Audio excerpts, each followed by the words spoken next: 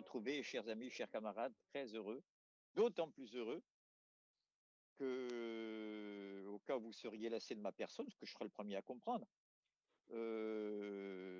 vous ne serez pas en tête-à-tête avec moi ce soir, car nous avons des invités que je suis trop heureux et honoré d'ailleurs de vous présenter. Enfin, honoré qu'ils aient bien voulu prendre sur leur temps pour participer à ce direct.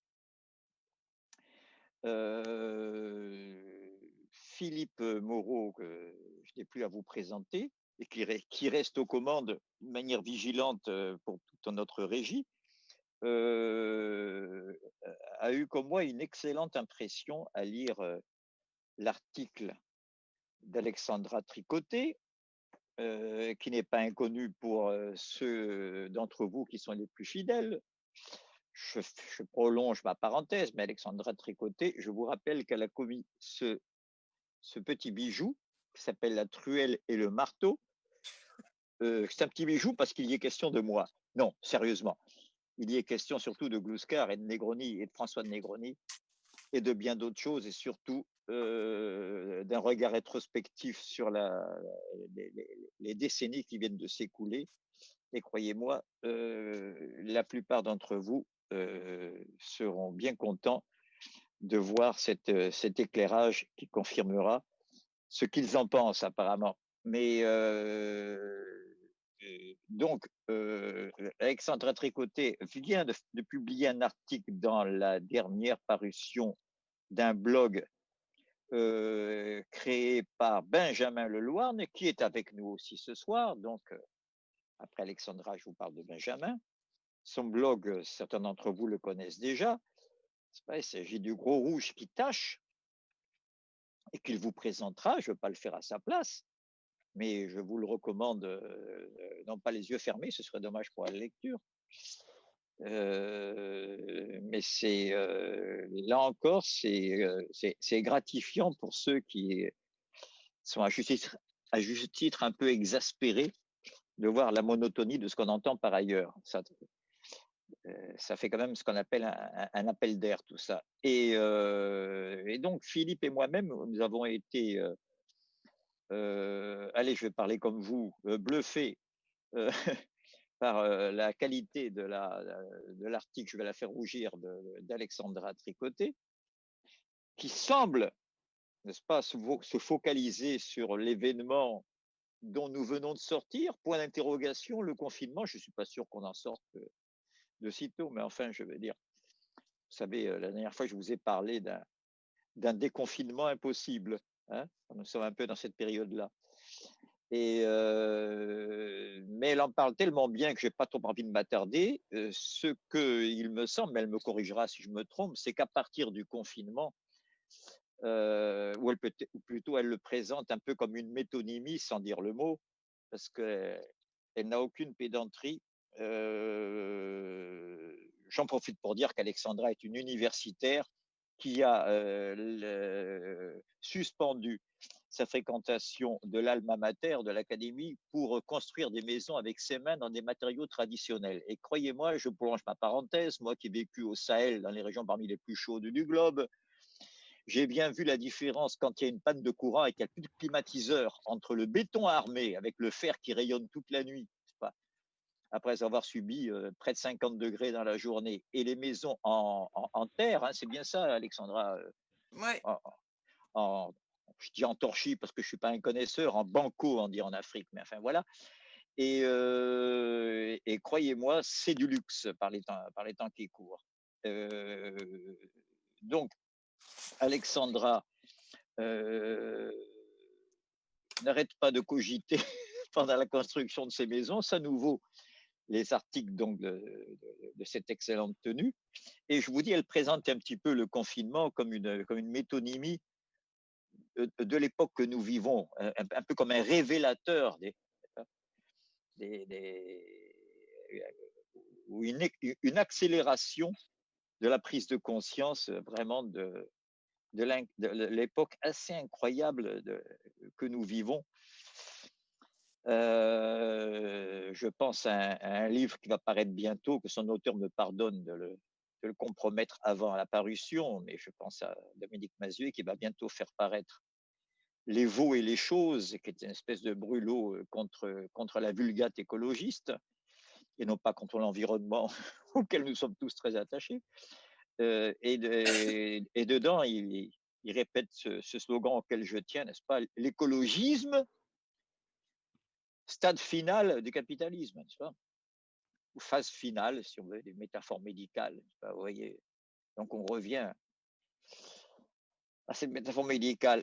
Avant j'ai pas envie d'occuper le terrain, donc, mais avant de passer la parole à d'abord à Benjamin qui va vous présenter son blog, puisqu'il est l'hébergeur, et Alexandra qui a commis cet article qui nous occupe ce soir, je voudrais juste me reporter à la fin, les dernières lignes, vous voyez, de l'article d'Alexandra. Alors ça perd un peu son sens si on n'a pas lu tout ce qu'il y a avant. Mais après avoir montré, n'est-ce pas, que dans cette époque, sa réflexion l'a amené à montrer que les destins individuels et le destin collectif ne sont pas séparables à la hache, tant s'en faut. Hein, je vous lis simplement sa chute sans commentaire. Notre choix revient donc encore une fois à celui de Nerval dans Angélique, soit le roman individuel est fantasmé, soit la tombe de Rousseau et le destin collectif. Évidemment, Alexandra fait auteur ici fait allusion pardon, à l'auteur du contrat social, le destin collectif. Et suit une citation de Nerval qui, devant la tombe de Rousseau à Ermenonville, pendant sa balade dans Sylvie, lâche ces mots significatifs en s'adressant à l'auteur d'Émile: Tu nous avais donné le lait des forts.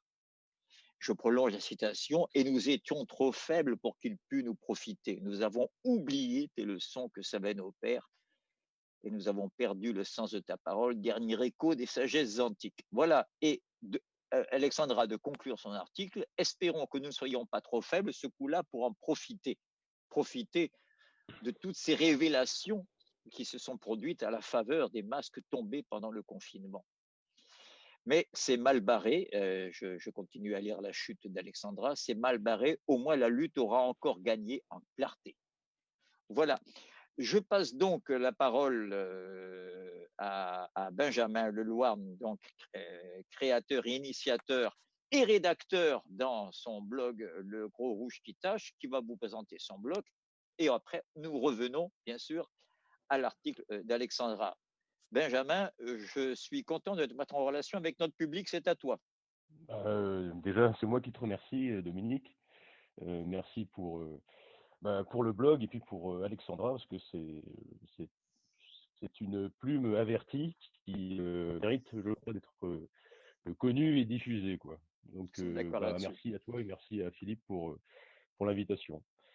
Alors, pour parler du blog, bon, voilà, c'est un journal en ligne hein, qu'on essaie de, qui est sur une ligne communiste et rabelaisienne. Et pour en parler, C'est pas un mauvais programme, hein? Non, j'aime bien. Et pour une fois, tu vois, Pagani, je vais t'imiter, tu vois, parce qu'il n'y a pas de raison, et je vais commencer par un petit détour. Chiche. Allez, il n'y a pas de raison, hein. Et alors, bon, j'ai un ami et un camarade qu'on a en commun d'ailleurs, Victor Sarkis.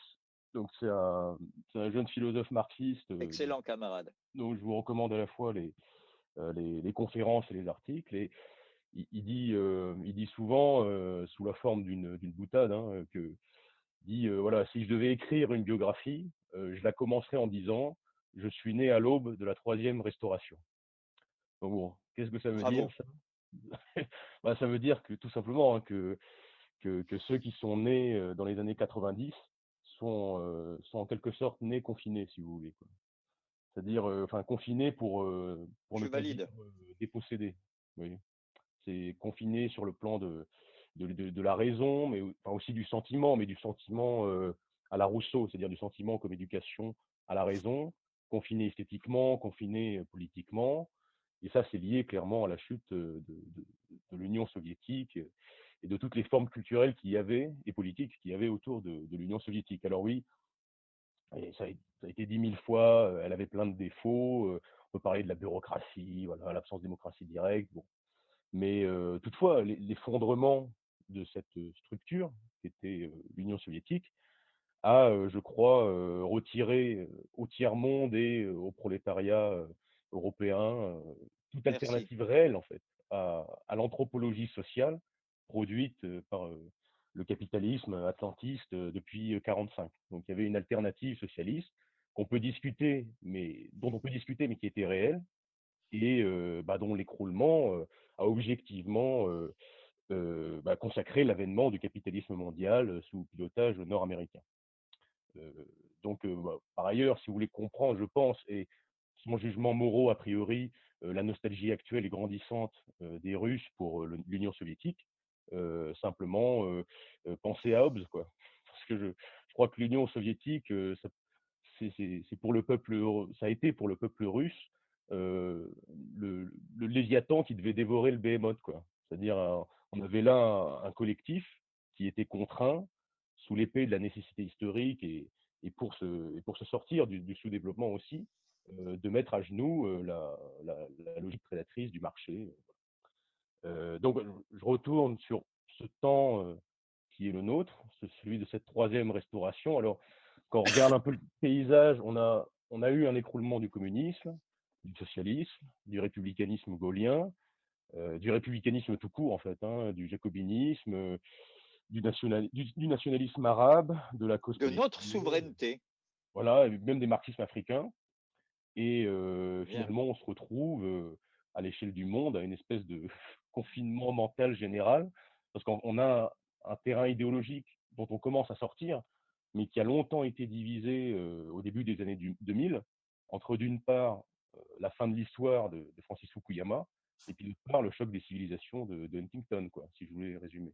Alors, en plus, cette fin de l'histoire de Fukuyama dans le paradis démocratique libéral, ça s'est quand même concrètement effectué dans l'enfer de ce capitalisme prétendument démocratique, hein, et qui ne procède au devoir d'ingérence ou à la responsabilité de protéger qu'à l'encontre de nations fragiles et faibles. Je vous rappelle, hein, c'est connu ça, mais le fameux mot de Madeleine Albright quand on lui demande voilà, 500 000 enfants irakiens morts suite à l'intervention, est-ce que ça valait la peine? Elle dit oui, oui, le prix en valait la peine, quoi. Donc ça, c'est vraiment exactement ce que feu Jacques Vergès qualifiait de démocratie à visage obscène. Bon, j'ai fait un petit détour là, mais tout ce que je veux dire, c'est que bon, on pourrait se dire, voilà, nous, on est des léninistes, des léninistes disciplinés, et dans le léninisme, il y a quand même la volonté, l'ambition de mettre à la portée de tous et spécialement auprès des moins pourvus, hein, financièrement, socialement, sur le plan de la classe, des formes de connaissances, de savoir. Voilà. Donc, mais nous aussi, je pense, avec Alexandra, on veut être sérieux et rigoureux, mais pour autant, on ne veut pas être comme nous invite souvent à l'être notre époque, je crois, des pisse froids orchidoclastes, quoi. Si vous voyez ce que je veux dire. Je crois que tu travailles sur ce texte-là en ce moment, Pagani, mais c'est dans l'introduction à la critique de la philosophie du droit de Hegel. Il y a un moment que j'aime bien où Marx mentionne la mort des dieux antiques romains. Il nous dit ces dieux-là sont morts deux fois. Donc d'abord avec gravité, avec le Échille et le Prométhée enchaîné, et ensuite dans un grand rire grâce à Lucien de Samosate, qui en gros les ridiculise et les caricature. Et Donc, de nouveau, la comédie qui succède à la tragédie. absolument, et c'est ce genre d'attitude, hein, nous dit Marx, qui, dans une très belle phrase, il nous dit voilà, ça permet à l'humanité de se séparer avec gaieté de son passé, quoi. Et je Et crois de que son passif. c'est profondément en cela que nous deux, au gros rouge qui tâche, on est rabelaisiens, quoi. On veut contribuer à ce que cette séparation en cours avec cette anthropologie libérale libertaire se passer là, quoi, se déroule aussi gaiement que possible, hein. Et c'est pas facile, surtout au regard des terrifiantes pesanteurs moribondes qui non seulement pèsent sur les consciences idéologiques actuelles, mais aussi du fait de la contrainte économique et de la crise. Donc voilà, je terminerai là-dessus. Le but du journal en ligne, là, il est double. Si je voulais pasticher Hölderlin, c'est un peu pourquoi des satiristes marxistes en temps de dénuement, tu vois. Et pour le dire concrètement, on a envie quand même de se moquer rigoureusement de la tronche des idéologues stipendiés par le pouvoir, de tous ces politicards qui croient faire l'histoire, alors bon, qui ne mettent jamais en branle que des parodies de guerre pétrocoline, quoi. Et puis aussi, et ça j'y tiens, tu parlais de l'écologie, je pense qu'il faut aussi libérer la parole marxiste des verrous idéologiques qu'on entend lui imposer. Et surtout, qu'entendent lui imposer diverses coteries postmodernes, quoi. Donc, et c'est des coteries dont le manque de Moderne, je ne sais pas. Actuel, postmoderne, disons. postmoderne, hein. Voilà, postmoderne, c'est bien. Leur manque à ces gens-là, leur manque de représentativité concrète auprès des masses, elle est inversement proportionnelle à leur capacité de nuisance idéologique, hein. Quand on voit aujourd'hui la valorisation de thématiques comme la nature, la race, le sexe, au détriment du social, hein, et du combat de classe. La couleur et le genre. Voilà, on a vraiment, je crois, un énième confinement décisif sur le terrain de l'émancipation. Donc voilà, là, je me tais après, c'est Alexandra qui est à l'honneur. Et encore merci à toi, Dominique, et à Philippe, hein, pour l'invitation. Merci pour cette introduction. Mais, chers amis, chers camarades, si vous voulez en savoir plus, n'hésitez pas à vous abonner en ligne au Gros Rouge qui tâche. C'est bien l'intitulé exact, hein? Oui, Voilà, avec un accent circonflexe sur tâche. voilà, qui tâche. Je rebondis très rapidement avant de passer la parole à Alexandra sur ton couplage marxisme-rabelaisien. Non seulement je n'ai rien à dire contre, mais je m'en réjouis en tant que marxiste et même communiste français.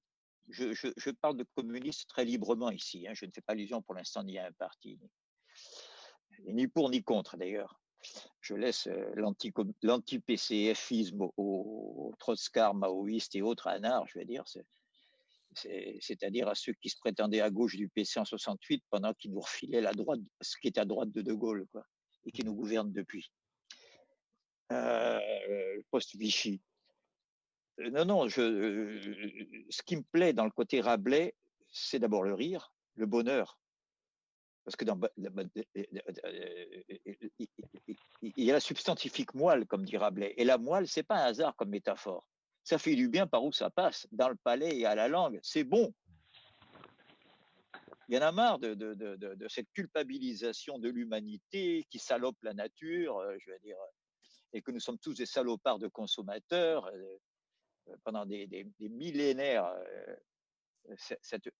Cette trahison d'un certain christianisme qui s'appelle les églises instituées nous ont fait battre la poitrine, mea culpa, mea magna culpa. Et voilà que l'écologie prend la relève. Ce qui me fait dire d'ailleurs que, m'inspirant de Marx disant que la religion est l'opium du peuple, moi je dirais que l'écologisme, c'est l'opium du people. C'est l'actualisation de la formule de Marx, sauf que le people, c'est plus réactionnaire que le peuple. Mais ça, ce sera l'objet peut-être d'une autre discussion.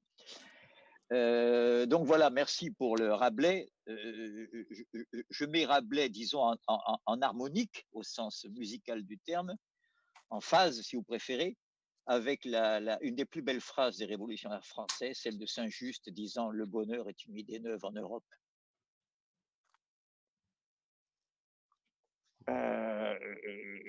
Premièrement. Alors,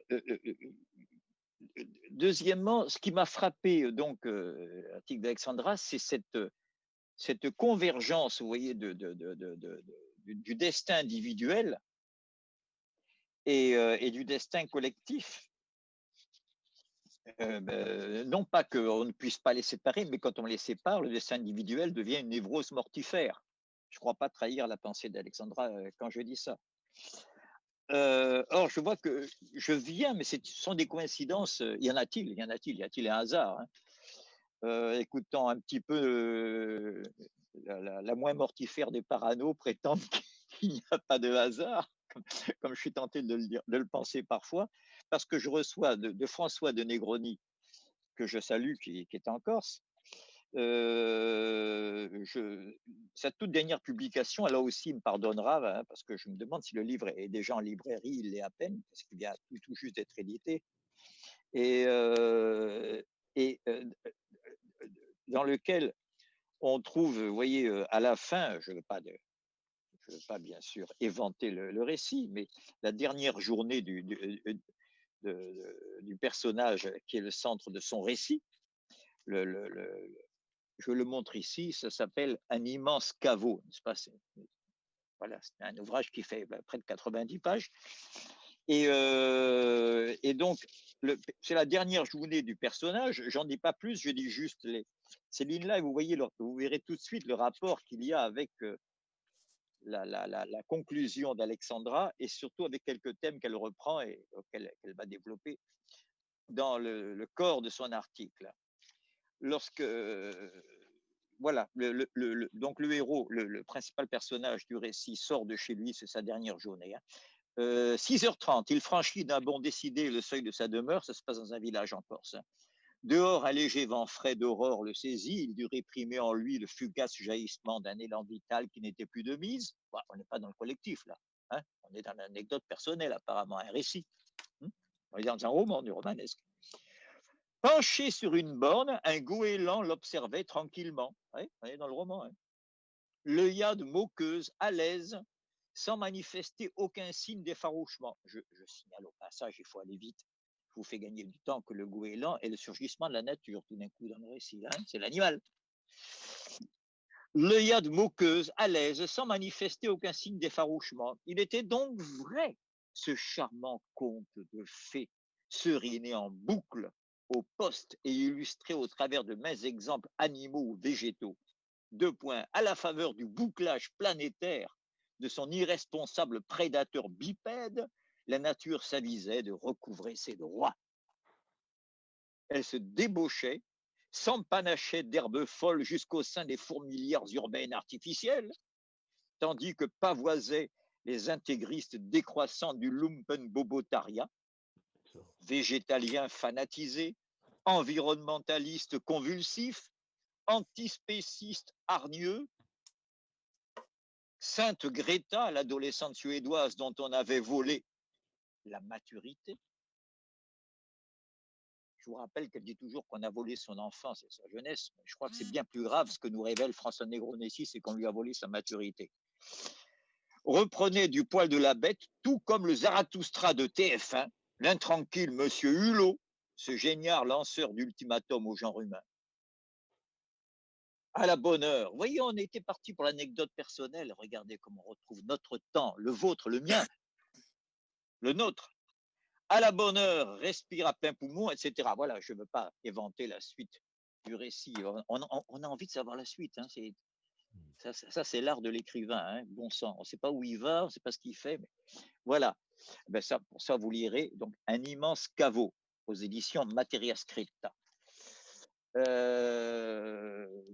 Je suis sûr, Alexandra, que tu as compris pourquoi je citais ce passage et en quoi il est en harmonique avec ton texte. J'ai essayé de suivre, mais je ne suis pas sûre d'y arriver. Ah ouais, tu ne te rends pas justice. Bien. Mais moi-même, je me laisse intimider par la plume de François Negroni, que j'envie. Mais enfin, j'ai pris un immense plaisir à la tienne et c'est pour ça que nous sommes là ensemble. Donc voilà, je voudrais te demander, est-ce que je me trompe quand je dis que le Covid, qui est le sujet principal de ton texte, hein, puisque le titre, après tout, c'est Ave Covid, moriturite et salutante, et non pas cette plaisanterie de corps de garde, pardon, de dissédé, qui faisait dire tu es mort et tu ris et saltante. On va me traiter d'homophobe, n'est-ce pas? Bon. Non. Je crois que c'est très important que tu rappelles ça, parce qu'il y a de la gravité dans ce titre. Hein. Il y a le maître absolu, la mort, hein, que tu cites 2 fois dans ton texte. Je rappelle que c'est Hegel, hein, qui montre que s'il y a un moment qui ripe dans la dialectique, c'est bien celui de la mort, le moment qu'il appelle lui-même le maître absolu. Là, c'est plus un maître qui est esclave de l'esclave, c'est le maître absolu. Donc, est-ce que je me trompe en pensant que le Covid est ce que, je sais pas, un Marcel Mauss aurait appelé par un phénomène social total, qui permet de voir beaucoup d'autres choses simplement que le Covid lui-même, que la pandémie elle-même. Est-ce que je me trompe? Ben, non, non, tu te trompes pas, puisque ça a eu un effet loupe quand même assez important que beaucoup de gens ont remarqué. Euh, voilà, c'est ce que j'ai essayé de décrire aussi, c'est que ça rendait les angoissés encore plus angoissés, les inquiets encore plus inquiets, etc., etc. Après, avec Covid, c'est parce que c'est c'est ce que les gladiateurs disaient à l'empereur, donc avant le combat. C'est aussi un programme Oui, finalement. merci de le rappeler parce que on a plein de jeunes amis qui ne font plus de latin à l'école. Hein, la formule des gladiateurs en passant devant César avant les combats et leurs prestations, c'était Ave César moriturit et salutans, ce qui veut dire salut César, ceux qui vont mourir te saluent. Donc voilà, c'était pour rappeler que de toute façon on allait tous mourir, donc mais que ça n'empêchait pas de se battre. Voilà. Voilà une réponse de gladiateur écrivain, écrit avec le glaive, c'est bien. Et le ré, n'est-ce pas, avec le filet. Voilà, mais j'aimerais que tu gardes la parole pour. Alors il y avait l'histoire de la sidération qui m'avait paru importante aussi, c'est-à-dire que finalement, J'ai été euh, frappé par ça. Voilà, je la rends tout de suite, mais tout le début de ton texte est superbe dans la mesure où tu t'attardes sur l'effet de sidération qu'a produit d'abord ce changement qu'a été pour l'immense majorité d'entre nous, la quasi-totalité, le surgissement du Covid dans notre vie quotidienne. Je te la rends. et le fait, enfin le surgissement du confinement en fait, parce C'est que ça. ça a une, Oui, c'est pas le virus, c'est les décisions c'est comme politiques qui ont suivi. c'est comme si on nous empêchait de nous battre aussi contre ce qui se passait. C'est-à-dire on nous demandait de rentrer à la maison en attendant que ça passe. Et, euh, et finalement, tout le monde, enfin, il me semble, enfin, moi, tous les gens que j'ai vus à ce moment-là avaient la même impression, c'est-à-dire qu'on était comme si on avait été taclé, qu'on était un peu hébété, on avait beaucoup de mal à réfléchir, on avait beaucoup de mal à continuer à faire ce qu'on faisait, et pas seulement pour des raisons matérielles. Il y avait une espèce de choc, quoi, de sidération. Voilà, c'est ce que j'essayais de décrire. Un peu, c'est pour ça que je prenais l'image du croche-pied. Voilà, Oui. on s'étale et en s'étalant, on se voit s'étaler. Je sais pas comment dire mieux, mais il y a eu une espèce de ralenti à ce Oui, moment-là. mais c'est très bien rendu dans ton texte. Hein, je veux dire, justement, cette sidération, faute d'autres mots, on ne va pas se répéter. Mais je répète qu'il s'agit moins ici du virus en lui-même, hein, je veux dire, dont il ne s'agit pas de nier, comme certains complotistes. Je fais une parenthèse à propos de complot, hein, pour être clair. J'ai deux clarifications à faire, qui vont me faire revenir d'ailleurs à l'introduction de Benjamin aussi. C'est que j'ai une bonne nouvelle à vous annoncer, ça simplifie énormément le discours politique. Vous savez, Aristote disait déjà il y a 2500 ans, la mathématique unit les hommes, la politique les divise. Ça n'a pas perdu son actualité énormément, ce truc-là. Hein. Mais divise tellement qu'on se demande comment Pagani peut avoir la prétention de vouloir tout simplifier. Mais si, je vais vous résumer la solution de tous les problèmes politiques en une seule forme. Il n'y a plus que deux positions politiques et non pas 10 000. Ne vous laissez pas impressionner. Il y a la théorie officielle, celle de ceux qui nous gouvernent. Dès que vous vous en éloignez d'un millimètre, vous êtes dans le complot. Dès que vous êtes en désaccord avec les médias, avec la voix de son maître, vous êtes dans le complot. Voilà. Ça, c'est pour rendre hommage à ceux qu'on traite de complotistes aussi. Ceci dit, c'est vrai qu'il y en a qui sont un peu allumés du ciboulot. Bon, le virus existe. Nous avons tous eu des connaissances, des proches, pas qu'il y a même qui en ont été victimes. Et puisque tu parles du confinement, là qu'on nous a dit rentrez chez vous,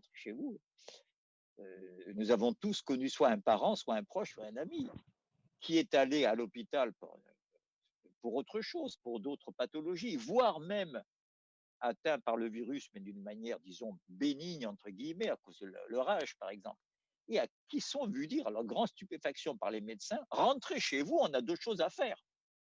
Hmm. Vous êtes, moi, on a dit à ma fille, vous êtes debout, donc vous ne nous intéressez pas. Je ne m'intéresse qu'à ceux qui viennent ici au dernier stade et agonisants, quoi. C'est quand même sidérant. Je ne parle pas ici du personnel soignant, je parle des instructions à l'entrée. C'est quand même effrayant. C'est un peu comme s'il y a des motards sur la route qui vous font mettre de côté là parce qu'il y a un cortège qui passe, une ambulance, je ne sais pas, et on se retrouve là au bord de la route, comme tu dis, sidéré, hébété. Qu'est-ce qu'on fait là? Et qu'on nous dit, vous allez y passer quelques jours sur la route là, sur le fossé. Il C'est y a la eu première chose. ça, il y a eu ça, et il y a eu le tri aussi, qui est quelque chose de sidérant aussi. Développe, ça m'intéresse. Bah, le tri, c'est-à-dire passé 70 ans, on n'est plus soignable, on n'est plus admis en réanimation. Ben voilà. Alors que ça fait 40 ans qu'on nous bassine en nous expliquant qu'à 70 ans, on est encore jeune. Oui. À qui le dis-tu? On est bien d'accord. Alors, je dit que je revenais en arrière aussi au niveau de ce que disait Benjamin, qui a parlé qui a fait un découpage chronologique avec son excellente formule empruntée à Victor Sarkis, que je salue au passage, de la troisième restauration. C'est si bien vu. Alors, on a déjà du mal à se remettre d'une seule. Hein. Je rappelle ici que depuis la prise de la Bastille, nous ne vivons pas un temps révolutionnaire, ni un temps contre-révolutionnaire, mais nous vivons le combat des deux. On l'oublie un petit peu trop souvent. Et dans ce combat des deux, ça fait quand même quelques temps maintenant, depuis 1789, ça fait plus de 2 siècles maintenant, largement. Voilà que, si on regarde de près, là, l'historienne me corrigera, je me trompe, mais je crois que tout le monde est d'accord, le temps de la contre-révolution a été beaucoup plus long, celui de la restauration, celui des restaurations, après Robespierre, après Waterloo, après Charles X, après Louis-Philippe. Puis après, il y a eu Monsieur Thiers qui a encore restauré après la Commune. Enfin oui, nous vivons l'époque des restaurations. Et puis, le magnifique programme du CNR, n'est-ce pas? On a essayé en partie de le chouraver. Friot montre ça très bien, comment une certaine droite a essayé de récupérer ce que les prodigieuses avancées de l'exécutif de la politique et du programme social de la résistance. Voilà. Donc, j'apprécie beaucoup cette formule. Et puis, il l'a datée, il l'a fait coïncider avec la chute de l'Union soviétique. Alors, je rappelle ça pour faire deux mises au point. Premièrement, une que j'emprunte à feu notre ami René Commère, n'est-ce pas, qui a été une bénédiction pour la dernière période de la vie, et la dernière longue période de la vie, sans doute la plus heureuse de Michel Plouscar, et que nous avons perdu suite au cancer qu'il a emporté il y a quelques années, qui a eu cette phrase qui est peut-être la plus sensée que j'ai entendue sur la disparition de l'alternative à la planète atlantisée, de la mondialisation atlantiste. Lorsqu'il a dit la chute du mur de Berlin, ce n'est pas un échec du communisme, c'est un grand pas en arrière de l'humanité. C'est la première mise au point. La deuxième, là je sais que je vais agacer mes amis du PRCF. Et je le dis parce que je tiens à garder les excellents rapports que j'ai avec eux, je les salue, je contresigne 90% de ce qu'ils disent et de ce qu'ils publient. Donc je peux me permettre juste de dire ceci, ce qui n'est pas un reproche à eux, je dis ce que je pense pour moi. Je pense qu'avec ma grande gueule, j'aurais été fusillé sous Staline. Voilà. Ça y est, j'ai arrêté de les agacer, tout est dit. D'accord? Je ne suis pas en train de faire l'apologie de l'Union soviétique. Mais je dis que le monde dans lequel nous vivons depuis la chute de l'Union soviétique est terrifiant. Si les Vietnamiens ont sauvé l'honneur, si les Vietnamiens ont mis en échec les deux plus grandes puissances impérialistes de l'époque, de la guerre d'Indochine à la guerre du Vietnam,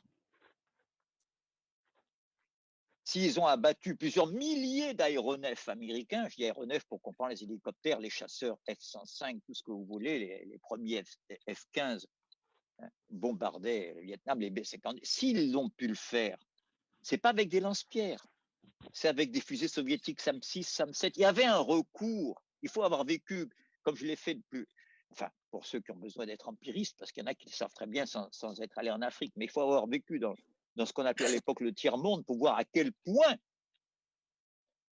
la disparition de ce recours a été une sidération au sens le plus négatif pour des millions de populations parmi les plus exploitées du monde. Je me rappelle que lorsque Sankara a été assassiné par le camp atlantiste, hein, soyons clairs, hein, c'est un secret de polichinelle. Je prends un problème régional exprès ici. Les Africains avec qui j'ai parlé à ce moment-là, mais les jours qui ont suivi, qui étaient les opposés à Sankara, qui étaient des gens un peu plus conservateurs, largement plus conservateurs certains que lui, pas, qui se sentaient un peu effrayés par la rapidité avec laquelle il faisait rouler des ministres en Renault 5, ce qui était la première fois depuis l'indépendance que je voyais des grands changements en Afrique politique. Faire rouler des ministres en Renault 5 et non pas en Mercedes. Donc, ils étaient atterrés. Ils étaient opposants à Sankara. Ils étaient atterrés de voir son assassinat. De voir que tout d'un coup, ils étaient seuls face à la machine Atlantis. Je dis toujours Atlantis pour ne pas bouffer de l'américain. Il y a des Américains qui sont battus contre l'atlantisme et que je salue au passage. Bon, bien sûr, l'Amérique est le navire amiral hein, de l'Alliance Atlantique. Mais voilà, je dis ça pour faire une mise au point, pour pas qu'à la suite de l'introduction de Benjamin, on croit qu'on est tous les trois là, payés par les services spéciaux russes. Vous savez comment ça se dit ces jours-ci, là, hein, ça défraie l'actualité. Maintenant, tous les bulletins commencent par le fait que les Russes commandent tout, toutes les élections, tout ce qui se passe en Occident est commandité par les Russes. Et si on élit Miss Arcachon à la fin du mois d'août, on dira c'est les Russes qui ont magouillé l'élection de Miss Arcachon sur la plage. Voilà. Miss Arcachon, c'est pas possible. Pourquoi? Ils sont pas assez forts. Bon, alors Miss Beaumont sur Lomagne. Beaumont de Lomagne, pardon. Voilà. Ça, c'est possible. D'accord. Beaumont de Lomagne est une merveilleuse petite région près de Montauban où réside notre amie Alexandra et son mari Laurent, que je salue au passage. C'est un fin connaisseur, entre autres choses, de la Révolution française. Voilà. Donc, Alexandra, je crois qu'on est bien d'accord. Oui, moi, je suis frappé justement par aussi ce que tu dis justement de ces subterfuges sociétaux qu'on nous envoie à la figure, n'est-ce pas, pour pas que ça prenne feu au niveau social. Je n'oublie pas que les Gilets jaunes, ça a commencé par une histoire de taxe écologique qui a été refusée. On ne va pas nous le faire. Si je dois aller chercher ma sécu ou un certificat maintenant, ou envoyer mon fils à l'école, si je dois faire maintenant 60 km de plus et en plus augmenter la taxe de carburant qui me permet d'y aller, c'était la goutte de carburant qui a fait déborder le vase. Si on a vu des vieux de mon âge sur les ronds-points, sur les bras zéro et en plein hiver, quand même, c'est pas des hasards tout ça. Donc là aussi, c'est pour ça que j'ai lu le passage de Negroni qui est en phase avec ton texte, où le goéland là est là. La nature reprend ses droits. Et est-ce que tu veux bien nous synthétiser tous ces passages où tu dis qu'il y a eu un partage de classe entre ceux qui pouvaient trouver une nouvelle vie dans le raffinement, retrouver les charmes de l'intimité avec les cailloux, les oiseaux, et le murmure du vent dans leur résidence secondaire, pendant que les filles de salle dans les hôpitaux, n'est-ce pas, attrapaient le Covid. Je t'en prie. Oui, les filles de salle, les ouvriers sur les chantiers, ils ont continué. Tous les métiers qui télétravaillent pas, en fait. Hein, tous les métiers où on doit porter des plaques de placo et d'autres un tas de bazar, hein. Ça, on peut pas le faire en vélo, on peut pas télétravailler, on est obligé d'aller au turbin. Il y avait dans le métro ou dans le RER, on voyait bien les populations qui allaient bosser. C'est, je sais pas quoi dire. Enfin, c'est vrai qu'on a entendu à ce moment-là tout un tas il y avait le texte là qui est passé sur les réseaux sociaux, que les gens s'envoyaient, qui s'appelait Le virus qui parle, là, qui était un Oui, texte absolument dégueulasse sur le virus qui disait aux humains, vous avez trop profité, vous avez trop abusé, maintenant vous allez payer. Et enfin, les gens autour avaient une espèce de jouissance à lire ce truc et à se le passer. Et c'était oui, un peu. pardon, là, je Moi, je- t'interromps, hein. Je t'interromps parce que là, Alexandra est historienne, donc pour elle, c'est familière. Elle n'imagine pas à quel point c'est pas familier pour beaucoup, hein, et surtout pour les jeunes à qui on n'apprend plus l'histoire. Si, il y a des jeunes qui sont incollables sur le vignoble bourguignon au XIe siècle, mais qui ne savent pas si Pétain est avant et après Jésus-Christ bientôt. Donc, puisque tout ça, c'est l'histoire démodée, à papa, linéaire, enfin totalitaire. Passons. Donc, elle est en train de rappeler que ce discours-là, que le Covid, c'est notre châtiment parce que nous avons trop consommé, nous avons trop péché. Je ne trahis pas ta pensée, Alexandra. Non, non, mais ça, c'est. C'est Je sais pas si tu exactement l'as le lu. discours de Pétain pendant l'occupation. Si la France a été vaincue, c'est parce qu'elle avait osé faire le Front populaire, augmenter les salaires et obtenir les congés payés. Bande de parasites profiteurs. C'est quand même incroyable, incroyable, n'est-ce pas, que ceux qui consomment le plus dans le monde dans lequel nous vivons, je présume que dans les hôtels où descend hulot, etc., les jacuzzi, les trucs, enfin, je vais m'énerver, j'insiste pas. Ceux qui consomment le plus dans le monde où nous vivons passent son temps à nous culpabiliser en disant que si la planète se réchauffe, c'est à cause de vous et de moi. Et puis, il y avait aussi. Enfin, je sais pas si vous l'avez eu, ce texte-là, sur le virus qui parle. Mais c'est Bien sûr, assez c'était obscène, obscène, obscène. ouais. Ouais. Et il y avait Et toute. donc, qu'est-ce que tu lui fais dire au virus? J'aimerais bien que tu répètes ce que tu lui fais dire à la place de, Alors, je me en souviens lui plus. rendant en lui rendant la parole vraie. Euh, je me souviens plus parce que je vais pas le trouver comme ça. Euh, mais il y avait aussi tous les collapsologues invités spéciaux qui expliquaient la même chose, c'est-à-dire il fallait rajeunir le monde, il faut C'est bon, ça. en gros, il faut se débarrasser des vieux, il faut se débarrasser des moches, il faut se débarrasser de, on ne sait pas jusqu'où ça peut aller, hein, mais ça rappelle quand même des trucs pas très brillants de notre histoire. Qu'est-ce qu'il disait le virus? Je sais plus. Ce qui m'avait choqué aussi, c'était l'histoire de prenez soin de vous, cette espèce d'injonction Oui, euh, j'ai dit que j'y reviendrai. qui voulait dire finalement prenez soin de vous parce que personne ne va le faire pour vous. Donc c'était un truc très violent en fait. Grave même, un abandon, quoi.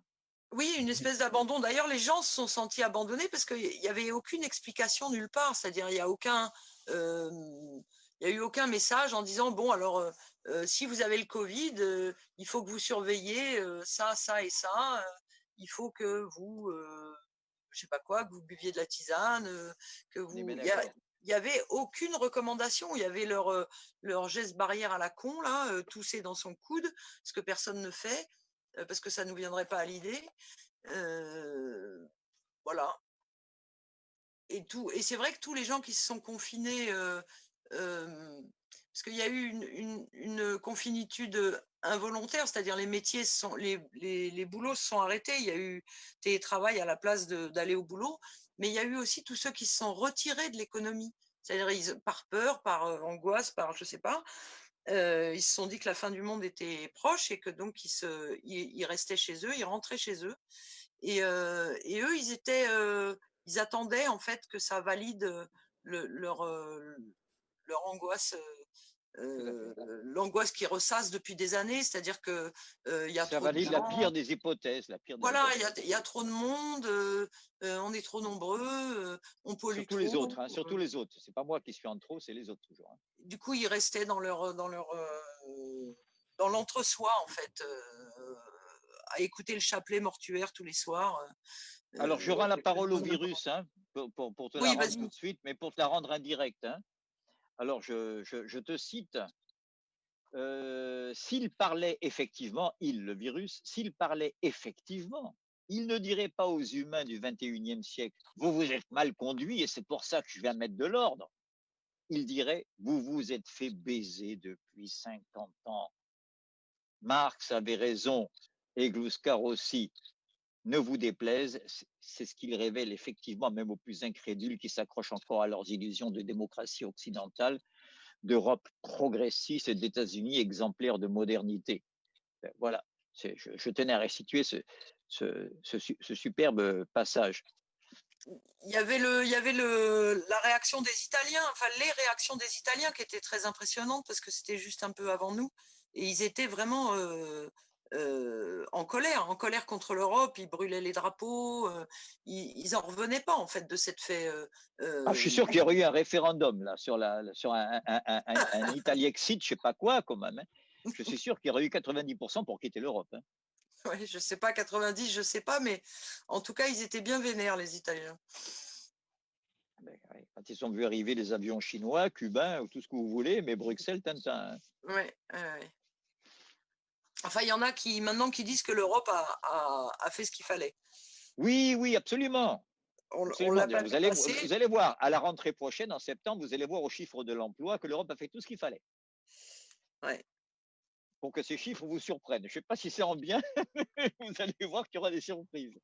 Même les fermetures de frontières, elles ont été prises unilatéralement par chacun des pays au dernier moment, dans des conditions n'importe quoi. Enfin voilà. C'était pas une décision européenne. On a entendu. Ce qui était impressionnant aussi, c'était même les télétravailleurs. On n'entendait pas la hiérarchie en fait. Il y avait personne aux commandes.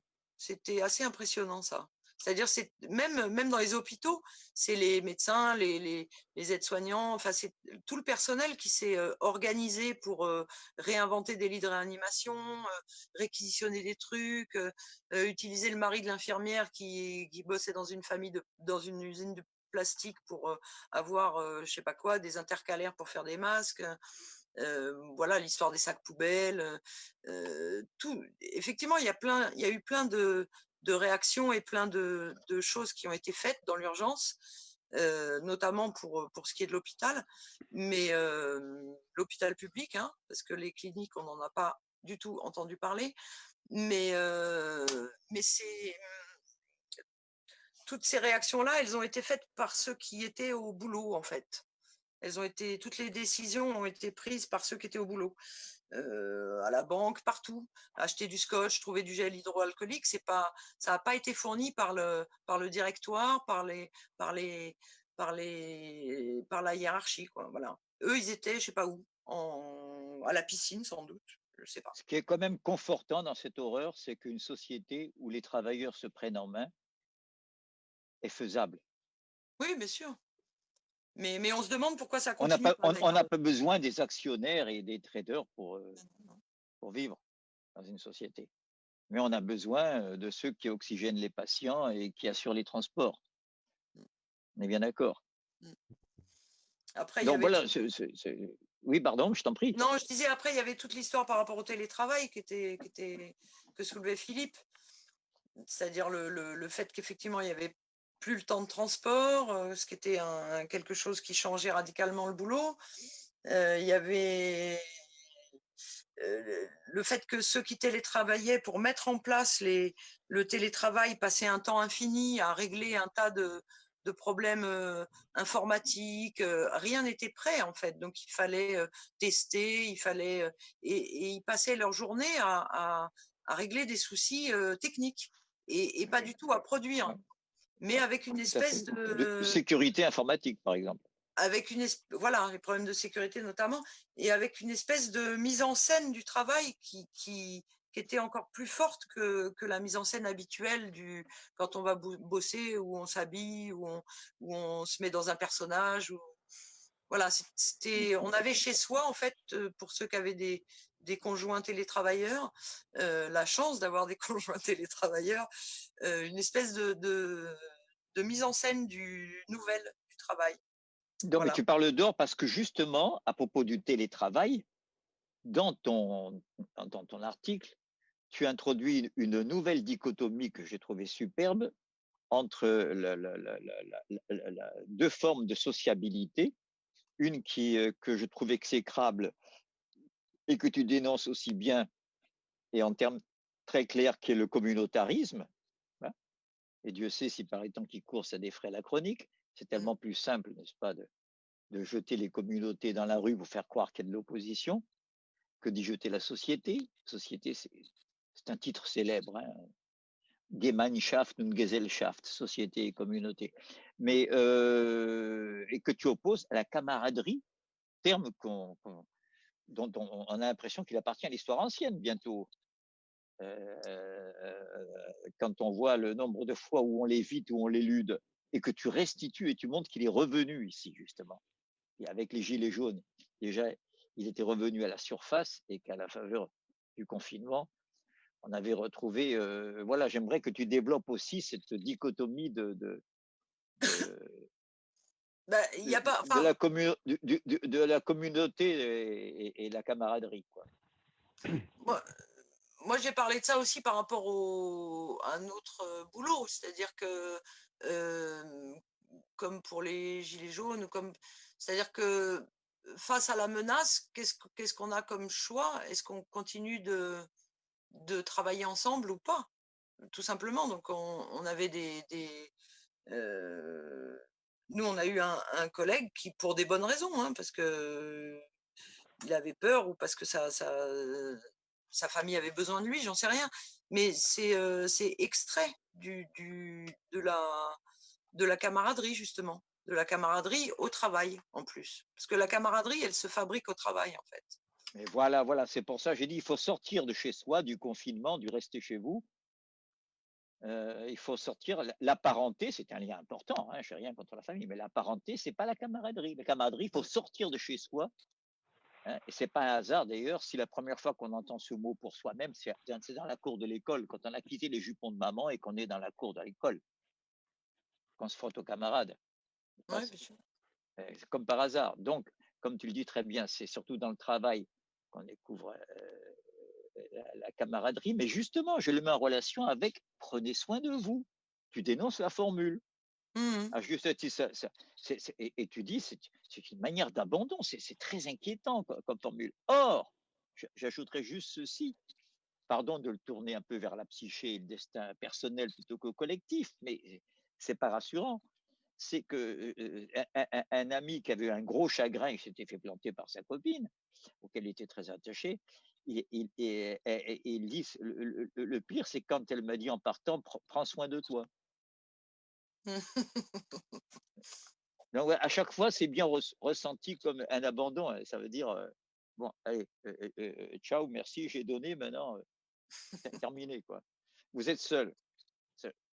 C'est quand même terrifiant, un gouvernement qui dit à ses administrés, comptez pas sur nous. Ouais. Voilà. Et le fait aussi que la camaraderie, bon, il y a une forme d'élection, enfin, d'affinité élective, mais il y a aussi au travail, en tout cas, on fait avec ceux qui sont là. Ah ben moi, je sens une solidarité dans le mot camarade. Voilà, donc L'implication logique n'a pas l'air évidente, mais pour moi, elle est pas une connotée avec communauté, c'est pas une communauté choisie, voilà. C'est pas une famille, enfin, c'est pas une famille au sens de la famille traditionnelle. C'est voilà, c'est les gens avec qui on bosse tous les jours, quoi. Voilà. Bah, je sais pas, les camarades cubains en voyant des médecins en Italie, c'est quand même, c'est Oui, pas un oui, lien de parenté, ça, quoi. Ou à l'époque du Front populaire, les épouses amenant, pour montrer que c'est pas incompatible avec la parenté non plus, amenant la tambouille à leurs maris qui sont locked in. qui sont à l'intérieur de l'entreprise et derrière les grilles, en train Mm. d'occuper le lieu de l'emploi, quand même. Alors, il y a bien une solidarité immanente au terme de camaraderie. Oui, bien sûr, oui. Mais une solidarité, enfin, je sais pas comment le dire, mais une solidarité de quotidienne, quoi. Voilà, on est bien d'accord. Et non pas conjoncturelle. Mm. Philippe, est-ce qu'il ne serait pas le temps de donner la parole à ceux qui voudraient nous poser des questions, d'après le timing? Ah bah écoute, si tu veux, oui. S'il y en a. Alors j'ai profité de ma position privilégiée pour souligner ce qui vient d'être dit sur. Je pense que dans le texte d'Alexandra, il y a quelque chose qui est vraiment à creuser, c'est cette histoire de, de camaraderie face à la communauté, comme alternative. Je trouve que ça a des ramifications sur tout, quoi. Moi, ça me parle surtout sur ce qui se passe au niveau des gilets jaunes, sur énormément de choses. Je trouve que là, Tout à fait. il y a un truc à creuser et j'aimerais que le maximum de gens s'interrogent là-dessus. Parce que ça, je trouve que c'est un esprit d'ouverture qui se place à un niveau. Je trouve qu'il y a un très fort potentiel à ça. C'est-à-dire que le faire avec est absolument pas dans un esprit de. Je me souviens d'un élu local que j'ai un peu connu ici, qui était du PCF, et qui à chaque fois qu'il y avait un contact avec quelqu'un qui faisait une demande un peu personnelle, un peu maladroite, un peu comme ça, et il me regardait et il disait ah oui, bah c'est ça, c'est l'humain, avec une condescendance absolument terrible, alors qu'il avait sa carte du parti depuis 25 ans, je comprenais pas. C'est ce blocage-là qu'il faut casser. C'est-à-dire qu'il ne faut pas être condescendant avec les camarades qui sont à notre porte, ou sur le rond-point des Tempes ou de Montlhéry. Tout à fait. Il y a un truc en commun à mettre en œuvre qui est naturel, où il n'y a pas besoin de se forcer, il n'y a pas besoin de condescendance, et qui est une alternative à la communauté, au repliement, ou alors aux conneries du j'aime tout le monde, À je suis l'entre-soi. bisounours, etc. Voilà, l'entre-soi. Bon. Donc moi, ça m'a vraiment... enfin, moi, ça a été un choc quand j'ai vu ce passage-là dans le texte. Et Monsieur l'hébergeur du blog, j'aimerais bien rien à dire? qu'il y ait des retombées là-dessus, quoi. Moi, je peux faire quelques remarques? Ouais. Bien sûr, Ouais. on t'y invite. Bon, je vais reprendre très vite enfin, votre discussion. Ça m'a ça m'a éveillé plusieurs choses. Déjà, je ne veux pas faire l'obsessionnel sur l'écologie, mais je trouve que à un moment où vous avez parlé de déchets, par exemple, la question des déchets, c'est Alexandra qui a mentionné ça. Je trouve que dans la pensée écologiste, il y a une tendance à amalgamer en fait le déchet au gaspillage sous la catégorie de pollution. Mm. Et ça, c'est vraiment un truc qui est très important parce que quand vous avez une expérience du travailleur dans la santé, dans le soin, dans l'aide à domicile, dans l'aide à la personne ou même dans le monde hospitalier, si on prend cette catégorie-là, strictement de la pollution, cette catégorie écologiste, bah, je peux vous assurer qu'il n'y a rien de plus polluant qu'un handicapé, qu'une personne alitée, qu'une personne alitée en deux mots, hein, une Oui, personne qui tout à fait. est en dépendance complète. Là, enfin, vous voyez, il y a quand même un problème, c'est que le déchet, c'est normal dans une société, dans une civilisation qui fonctionne. Par contre, poser la problématique du gaspillage, c'est forcément poser la problématique de la gestion de Exactement. cette production. Donc ça, c'est le premier truc que m'avaient inspiré vos remarques. Et puis, bon, tu parlais de l'Italie aussi, Alexandra. Je crois que vraiment, là, ça a été démontré dans cette épreuve du Covid que l'Union européenne est complètement frappée d'irréalité politique. C'est c'est une espèce de structure acéphale, avec une concurrence institutionnelle qui est pensée pour être incapacitante. et qui a vraiment dévoilé et révélé sa vraie nature, de la même, enfin, sa vraie fonction sociale, disons. De la même manière que je pense que le Covid a aussi démontré, Dominique en parlait, mais effectivement, les secteurs de métier sur lesquels repose la nation française et toute nation en réalité. On voit que ce soit dans la santé, dans l'énergie, dans le transport ou dans l'alimentation, ça, ce sont les secteurs qui font effectivement tourner un pays. Je ne veux pas être désagréable pour des secteurs de métier, parce que moi, j'ai rien contre le télétravail. Le télétravail, c'est aussi une flexibilisation à outrance. Quand vous Mm. avez des gens qui travaillent dans la CAF, des gens qui sont avocats, des gens, bon, il a fallu gérer tout ça, je veux dire, les allocations. Et là-dessus, le télétravail a considérablement augmenté la journée de travail des télétravailleurs concernés.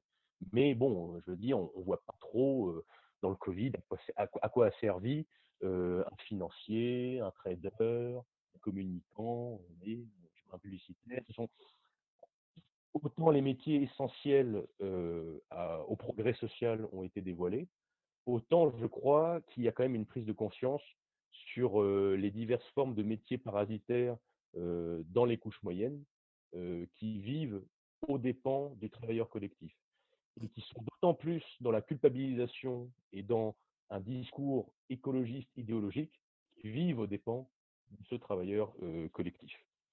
Donc voilà, c'est le seul truc. C'est les quelques remarques rapidement que m'éveillait tout ce que vous disiez. Bah, les médias, on a vu pour les médias hein, à quoi ils servaient, à faire peur, à rien, à faire chier. Ça, c'est clair, mais Kluskar a tout dit dans les dégâts de la pratique libérale, donc voilà, il n'y a rien à ajouter. Il faut juste le lire. Et sur les métiers de l'animation et de l'information,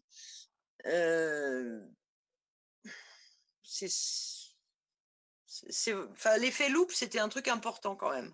C'est-à-dire, ça a vraiment, je pense qu'il y a pas mal de gens qui ont réalisé un tas de choses qui se sentaient confusément avant, mais ça a confirmé quand même toutes ces impressions. Et ça a choqué un peu tout le monde. Alors maintenant, il faut l'oublier rapidement et reprendre ses activités. Mais je pense pas que ça passera comme ça. Je voudrais juste ajouter un truc. C'est important sur la question du communisme, quoi. C'est que je pense que dans l'histoire de toute l'humanité, à mon avis, on n'a jamais autant réuni les conditions pratiques, technologiques et scientifiques de réalisation du communisme. Et je pense que jamais en même temps, non seulement la théorie communiste, hein, non seulement la théorie communiste n'a jamais été si marginalisée, et puis surtout le mouvement ouvrier autant affaibli et désorganisé. Mm. Et je pense que c'est un vrai problème qu'on doit affronter. Je pense que c'est le problème de notre temps hein, en tant que communiste. C'est un effet de ce que Gluskar avait, pardon l'expression, prophétisé, mais il n'y a pas d'autre mot, franchement, quand il avait dit, dès les années 70, le capitalisme portera la guerre civile chez les pauvres. Mm. Au lieu que ce soit justement ce que tu appelles la théorie communiste qui soit diffusée, c'est au contraire la haine de tous contre tous, quoi. Je veux dire, les, les Beurs contre les Roms, les hommes contre les femmes, les Corses contre les Français, les Hutus contre les Tutsis. Bref, tout ce qui est identitaire, tout ce qui n'a rien à voir avec les classes sociales, c'est merveilleux pour le MEDEF. Il n'a plus qu'à se rouler les pouces et attendre que tout ça s'entretue et s'affaiblisse et se disperse. Bon, ceci dit, moi, je ne veux pas être pessimiste. Pardon, Philippe, je te rends tout de suite la parole. Mais je constate tout de même que coup sur coup, que paraissent conjointement l'ouvrage Un immense caveau de Negroni, avec la partie que je vous ai lue, l'article d'Alexandra et l'article consacré à Gluskar dans Marianne, qui l'eût cru, Moi, je ne suis pas abonné à Marianne, mais enfin, je veux dire, ceci dit, c'est un journal qui n'est pas beaucoup plus à droite que l'UMA par les temps qui courent. Hein. Hélas, je suis le premier triste à le dire. Hein. Je ne suis pas du tout en train de rendre hommage à Marianne. Je trouve ça accablant pour l'UMA. Donc, je rends hommage aux journalistes de Marianne qui ont pris cette initiative. Voilà, je veux dire, il y a quand même quelque chose, il y a quand même, comme disait Alexandra, un effet de loupe qui permet à plus en plus de gens de voir de plus en plus de choses. Philippe, je t'en prie, je t'ai coupé.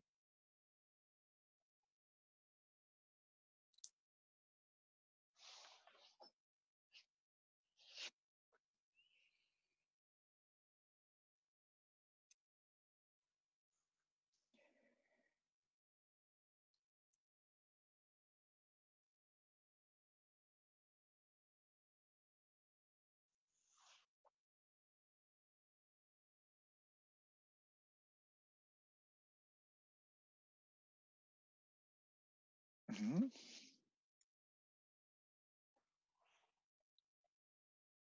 Oui.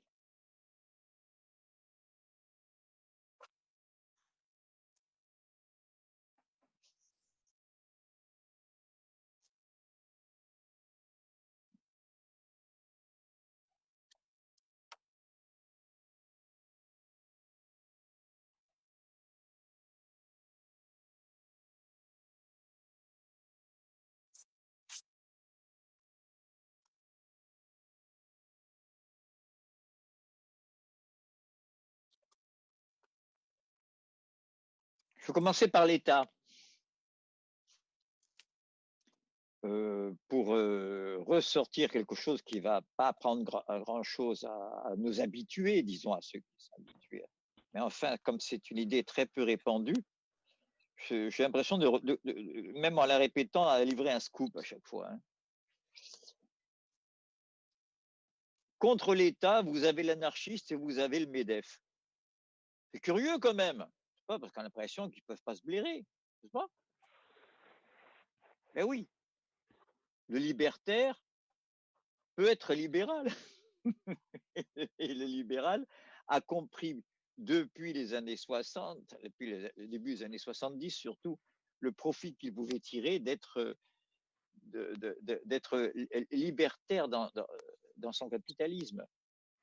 Voilà, ce sont des incontournables de Gluskar. Où je veux en arriver pour l'État, à cette distinction auquel nous tenions beaucoup, Michel Gluskar et moi-même, entre l'État et l'appareil d'État. Je vais être très simple. Mais si je suis en train de chercher des champignons, pardon, hein, mais je veux dire, comme j'ai vécu longtemps dans des pays où il n'y a pas d'automne, je suis un peu plus motivé que la moyenne pour la recherche des champignons parce que ça m'a manqué.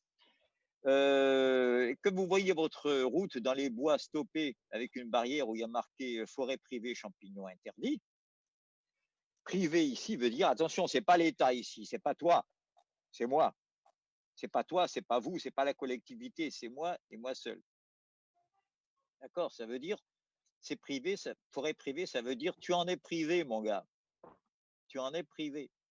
Par contre, quand je vois marqué forêt domaniale de Donzy, de Ville-Savonne, de Chantilly ou d'ailleurs, là, ça veut dire ah, on peut y aller, c'est à nous.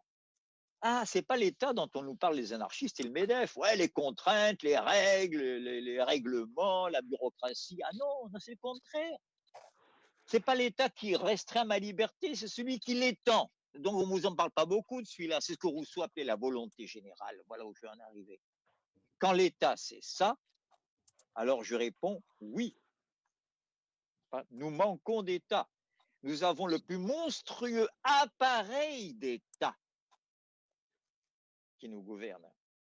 Des caméras de surveillance au GAFA, et enfin bref, et bientôt aux puces sous la peau.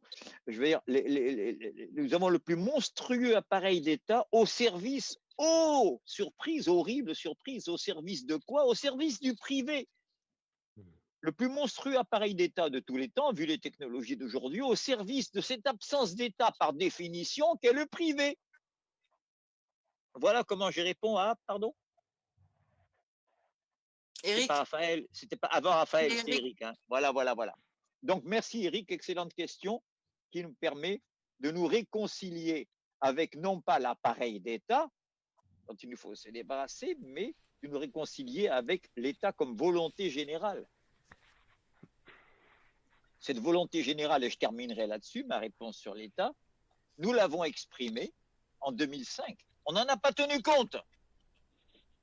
Nous vivons en coup d'État d'un point de vue strictement constitutionnel depuis le rejet du référendum de 2005. C'est la première fois, à ma connaissance, j'ai parlé avec des spécialistes du droit constitutionnel qui m'ont confirmé qu'il n'y avait pas jusque-là, il n'y avait jamais eu un scrutin référendaire annulé par un scrutin représentatif, par un scrutin indirect. Voilà. Si vous avez des réponses aux deux autres questions, je ne tiens pas du tout à monopoliser la parole. Moi, tu peux rappeler, Philippe Oui, vas-y. Ouais, j'aurais juste une remarque. Enfin, c'est pour rebondir sur ce que tu viens de dire et pour rester dans la thématique du Covid.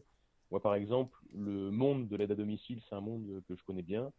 Et ce qu'il faut dire, c'est que en fait, le marché et la privatisation poussent les aides à domicile à court-circuiter le collectif et l'État. C'est-à-dire qu'en fait, vous avez très bien des secteurs très de bon métier, exemple où les rémunérations sont assez basses. Hein. C'est entre 7,90 €, un truc comme ça, et le SMIC. Et ça dépend si vous avez un CDI ou pas, si vous travaillez les week-ends ou pas, si vous acceptez les nuits ou pas, si vous faites sauter votre journée de congé ou pas. Donc la rémunération varie, mais reste assez basse. Et si vous arrêtez en fait d'être travailleur déclaré, dans une boîte traditionnelle d'aide à domicile, et que vous vous mettez à faire du black, moi ça m'est arrivé concrètement, j'ai doublé mon salaire. Hein. Par contre, quand il y a eu le Covid, là il n'y a pas d'assurance, il n'y a aucun truc, et en fait, les familles, naturellement, hein, elles protègent leurs vieux, et là vous êtes à poil, vous êtes complètement à poil. Je dis ça parce que à la Sorbonne, il y avait des séminaires de critique de l'ontologie sociale, donc comprendre séminaire anti-marxiste. Et ils ont fait notamment la promotion d'un bouquin de Laurence Fontaine, que j'ai trouvé absolument ignoble. Ça s'appelle « Le marché, histoire et usage d'une conquête sociale ». En fait, l'argument de Fontaine…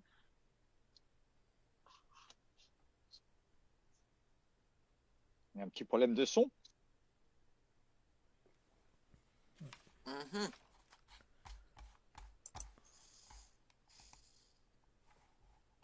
Minorité. C'est l'appareil d'État qui censure. Et voilà, l'appareil d'État censure. Et donc, voilà, il dit, voilà, c'est en gros les marginalisés. C'est une espèce d'argument foucaldien libéral où elle dit, voilà, ce sont les marginaux qui ont recours à l'État, et cet État est émancipateur pour l'individualité, etc. Voilà. Donc, c'est des choses quand même qui sont à dire, parce que ce sont des séminaires de critique de l'ontologie sociale qui se faisaient à la Sorbonne, avec en parallèle, c'était sublime, des séminaires sur Heidegger. Et ça a duré un moment. Voilà. C'est une belle division du travail. Voilà. C'est lui qui disait que nous avons un devoir d'éros à l'égard du Führer. Oh là, oui. Mais je cite, hein, si le cœur vous en dit. Voilà. Et après, pour les histoires de port du masque, il y a. Oui. Moi, j'ai lu un post, comme on dit, en globiche, d'un médecin urgentiste à la Salpêtrière qui parle à propos du port du masque obligatoire maintenant, etc., qui parle de la deuxième vague. Je crois que c'est Sylvain Bourgeois ou Bourgois, je ne sais pas qui l'a publié, ce témoignage-là. Et c'est intéressant parce que c'est un médecin donc, qui rétablit les chiffres, c'est-à-dire quand on parle à la télé.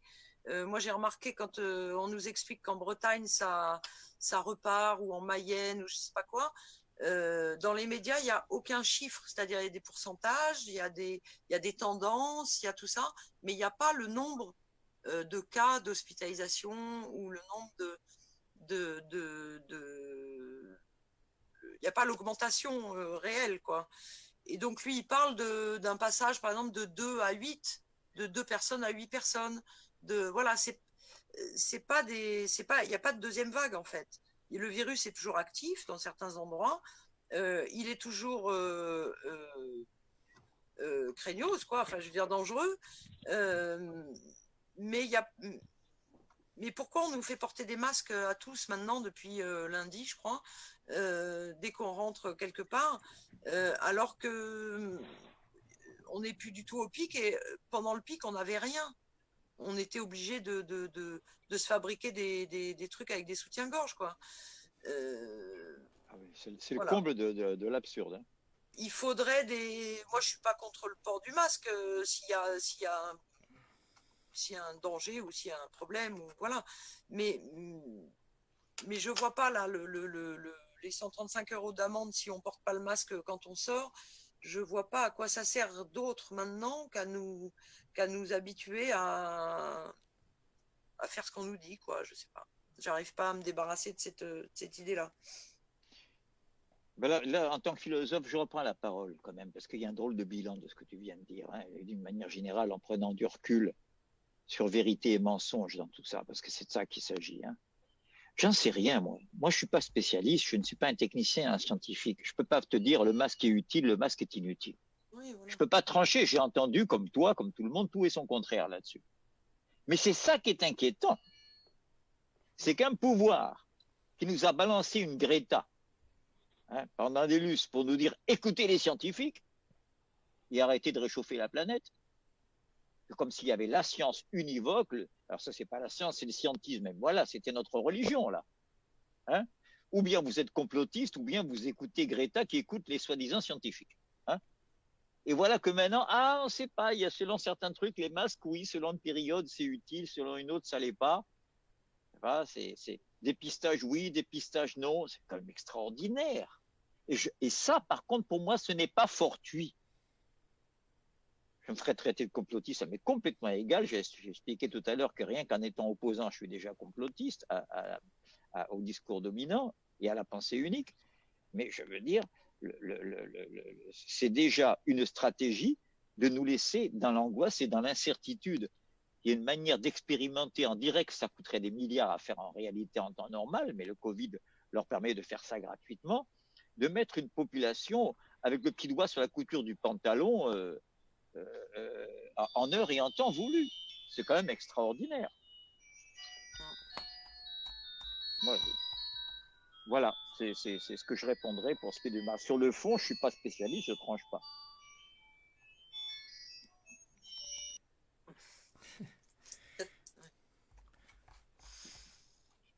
Bon, voilà, on a le droit d'aller manger maintenant. Ben, je pensais que Benjamin allait lire un extrait. Ah, Non? Ah oui. Bah oui. Peut-être qu'on peut finir comme ça d'ailleurs, parce que je vois pas de nouvelles questions. Encore une fois, il y a des remarques, mais Ouais, on n'entend pas Paga. Hein. Non, excusez-moi, je réponds à la question assez librement provocatrice d'Alexandra en disant à propos d'aller manger que je réponds à ce que dit le prêtre dans le chapitre de Kafka, l'avant-dernier chapitre du procès qui s'appelle Dans la cathédrale, où il dit est-ce que je peux m'en aller maintenant? Et le prêtre lui dit la loi te prend quand tu viens, elle te laisse quand tu t'en vas. Ainsi en est-il des choses de la loi.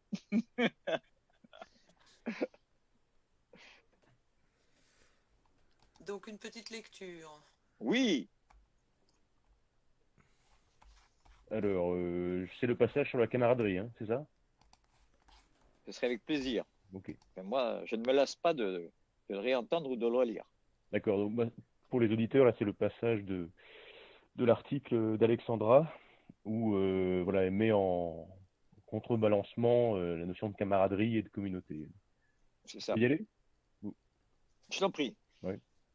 Alors, tous ceux qui empêchent cette union avec le commun, en appelant à la vertu individuelle, à la conscience individuelle, à la responsabilité individuelle, ignorent que seule la camaraderie permet de faire face à l'adversité.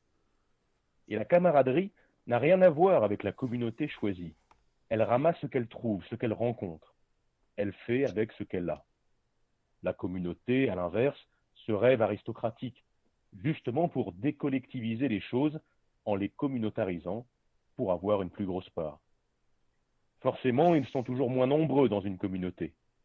La fameuse part du mérite, celle que leur vaudrait leur singularité ineffable, est d'autant mieux valorisée ou monnayée dans un groupe restreint.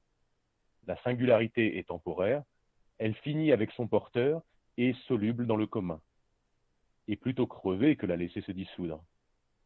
Le voilà le terrain âprement gagné, le moi tyrannique et érotisé, Narcisse qui se mire et se trouve rudement beau. Merci pour cette belle lecture. Je fais un dernier petit postlude avant de clore cette session. D'abord, je remercie Alexandra et Benjamin d'avoir bien voulu participer à notre direct ce soir, bien sûr, grâce au miracle permanent que Philippe arrive à réaliser. Mais j'en profite pour dire un petit mot à ceux qui nous avaient très fidèlement suivis pendant ma série d'entretiens sur la logique du sujet et sur son chapitre esthétique. Ne croyez pas que je vous ai oublié, ne croyez pas que j'ai lâché le morceau. J'y reviens dès mercredi prochain.